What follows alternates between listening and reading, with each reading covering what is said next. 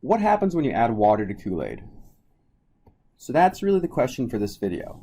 So if we have a solution of Kool-Aid here, let's make it grape Kool-Aid, because who doesn't like grape Kool-Aid, right? So the idea here is we have these molecules dissolved in solution that have a purple color, right? And as we've already learned, when things are in solution, they're aqueous, so they're surrounded by some water. So let's go ahead and put in some water, right? So these water molecules are distributed here, and they have dissolved our purple dye, right? The grape color. Okay, so in this model, the blue circles are water molecules, the purple circles are the grape color for the Kool-Aid. Right, so the idea then is what happens if we add water to this? Okay, so let's show a reaction. Let's change colors. So let's show a reaction where we're adding in more water. Okay, so I'm gonna make this taller. So the idea is, right, so we have a little pitcher here, and in this pitcher we have a spout and we're dumping in some water. Okay, this is clearly a pitcher, can't you tell? Okay, so we're adding more water to our glass of Kool-Aid. Now the volume is up here. What you'll notice is that we have not added any more Kool-Aid, right? We haven't added any more of the dye, of the purple. So we're gonna have exactly the same number of these purple molecules. Okay, that'll be close enough. We have exactly the same number of purple molecules, but they're now distributed over a larger volume. Okay, and if you've ever had Kool-Aid before, which I hope you have because it's delicious, you'll know that when you do this, right, you make the color less purple, but you also dilute the flavor. So you change the flavor by making the flavor less intense. So this is the idea of dilution. We are making the solute less concentrated. We are adding more solvent without changing the number of moles of solute.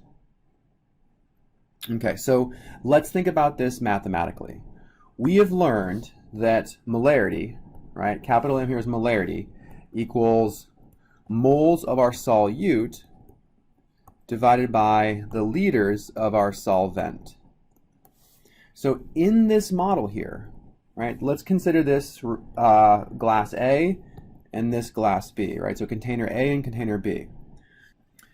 Okay, so let's imagine that here in tube A, we have 10 moles of our Kool-Aid, and it's dissolved in exactly 1 liter of water. Okay, so just using some simple math, we can figure out that the concentration is 10 moles per 1 liter, so this is 10 molar. So the concentration of Kool-Aid in the first glass, before we've added water, is 10 molar. In the second glass, we have the same moles of Kool-Aid. Right, we have not changed the number of moles of Kool-Aid, but we have changed the volume of our solvent. So it's now dissolved in 2 liters of water, which makes this, instead of 10 molar, 5 molar. Okay, and that's the idea behind dilution, is we are changing the moles of solvent, changing the volume of solvent, but not the moles of solute. So when we dilute something, we decrease the concentration. The key to these problems is remembering that the moles don't change. The moles of our solute do not change. Let's see a sample problem. So if you have a solution that is 0.6 molar sodium chloride, and you have exactly 1.5 liters. And to this solution, you add 1.7 liters of water.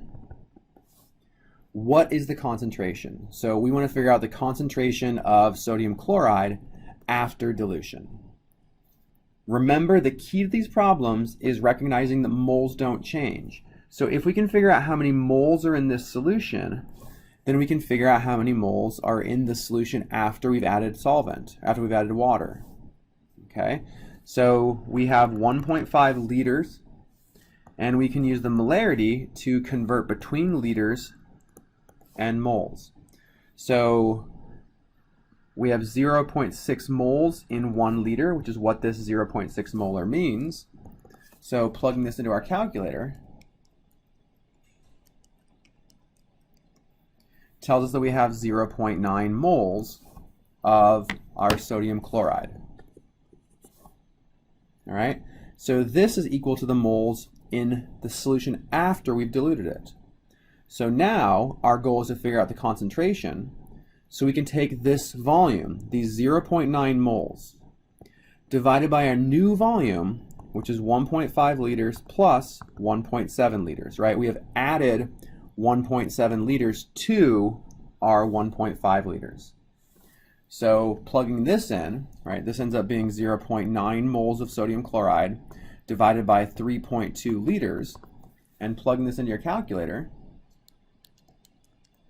you'll see the concentration of sodium chloride is equal to 0.281 molar. So that's dilution. The tricks to dilution are remembering moles stay constant, but also, and importantly, remembering to think about volume, right? This is not the final volume. You need to think that this volume is added to this volume, so keep that in mind.